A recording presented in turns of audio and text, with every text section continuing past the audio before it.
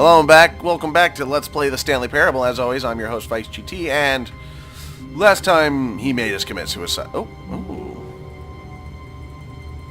Okay, there's nothing here. Okay, here we go.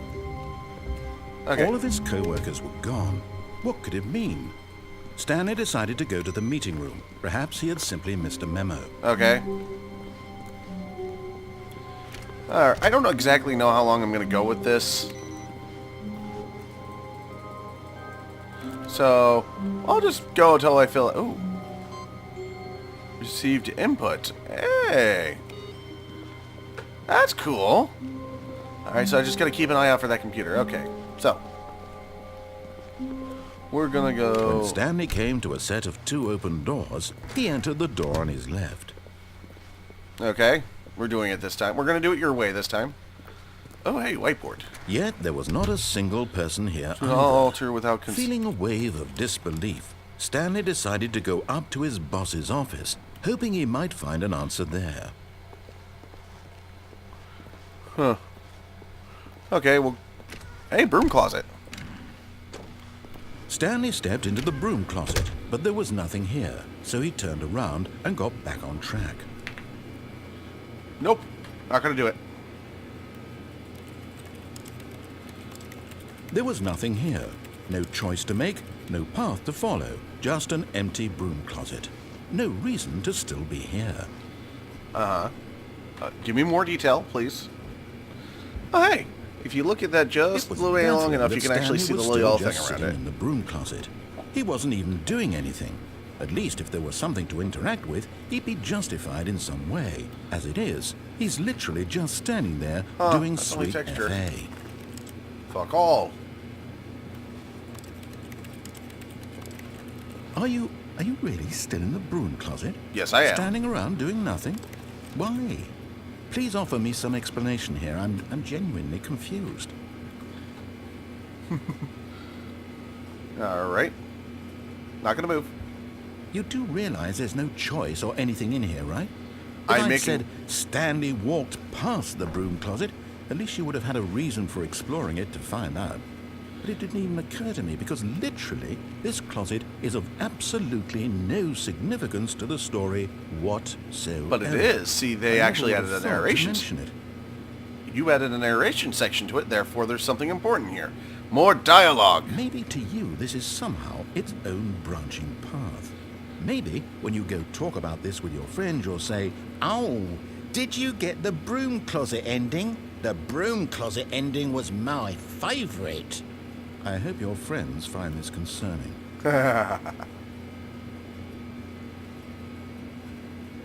Stanley was fat and ugly and really stupid. He probably only got the job because of a family connection. That's how stupid he is. That or with drug money. Also, Stanley is addicted to drugs and hookers. They are good drugs and hookers. Well, I've come to a very definite conclusion about what's going on right now. Really? You're dead.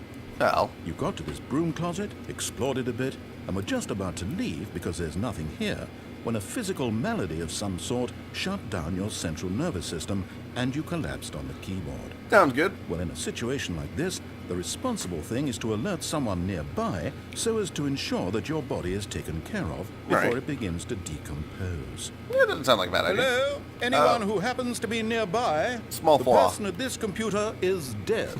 He or she has fallen prey to any number of your countless human physiological vulnerabilities. It's indicative of the long-term sustainability of your species.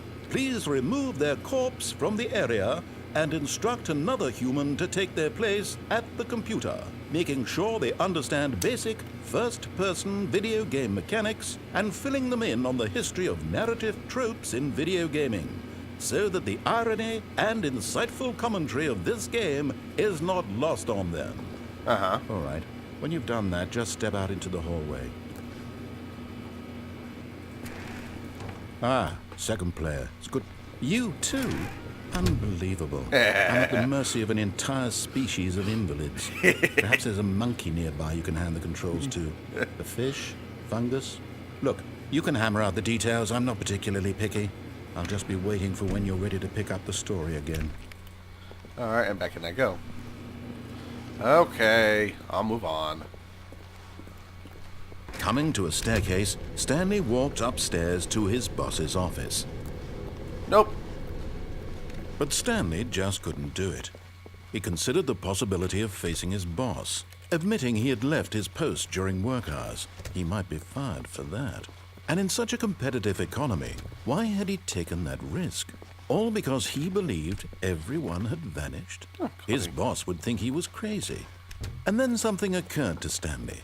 Maybe, he thought to himself, maybe I am crazy.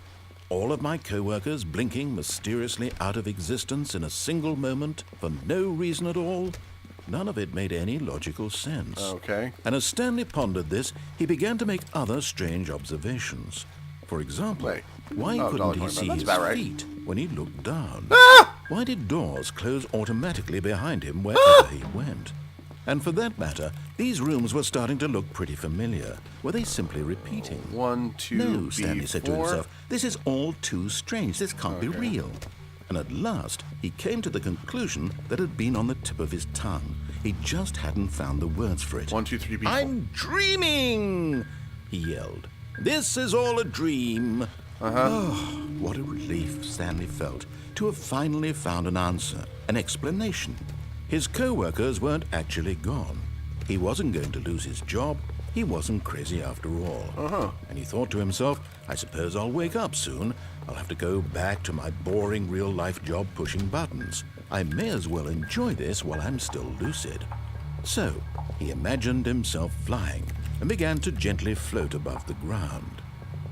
Then he imagined himself soaring through space on a magical starfield, and it too appeared. It was so much fun, and Stanley marveled that he had still not woken up. How was he remaining so lucid? And then perhaps the strangest question of them all entered Stanley's head. One he was amazed he hadn't asked himself sooner. All right, we'll be in the parking Why lot. is there a voice in my head dictating everything that I'm doing and thinking? Now the voice was describing itself being considered by Stanley, who found it particularly strange.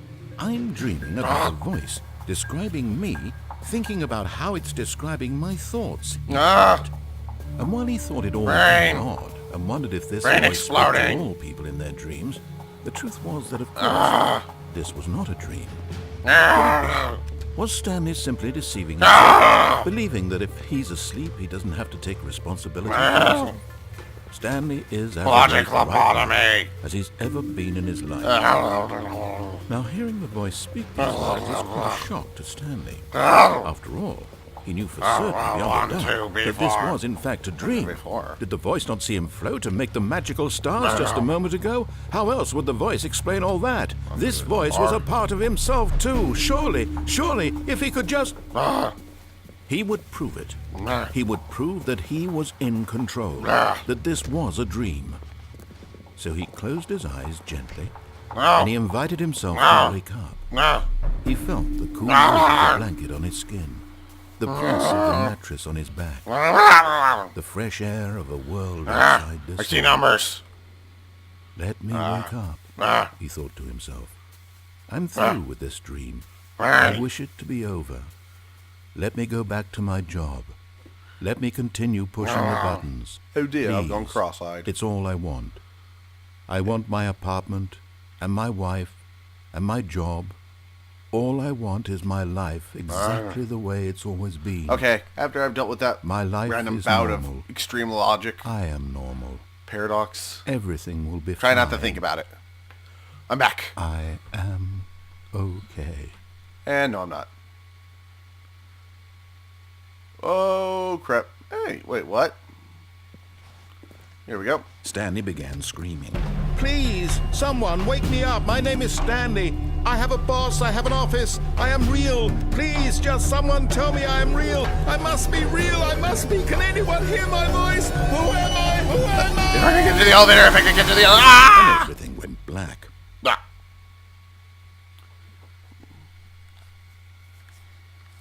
This is the story of a woman named Mariella. Mariella woke up on a day like any other. She arose, got dressed, gathered her belongings, and walked to her place of work. But on this particular day, her walk was interrupted by the body of a man who had stumbled through town talking and screaming to himself, and then collapsed dead on the sidewalk. You're not dead Although yet! she would soon turn to go call for an ambulance, for just a few brief moments she considered the strange man. He was obviously crazy. This much she knew. Everyone knows what crazy people look like. And in that moment, she thought to herself how lucky she was to be normal. I am sane. I am in control of my mind. I know what is real and what isn't. It was comforting to think this, and in a certain way, seeing this man made her feel better. But then she remembered the meeting she had scheduled for that day. The very important people whose impressions of her would affect her career, and by extension, the rest of her life. She had no time for this, so it was only a moment that she stood there, staring down at the body. And then she turned and ran.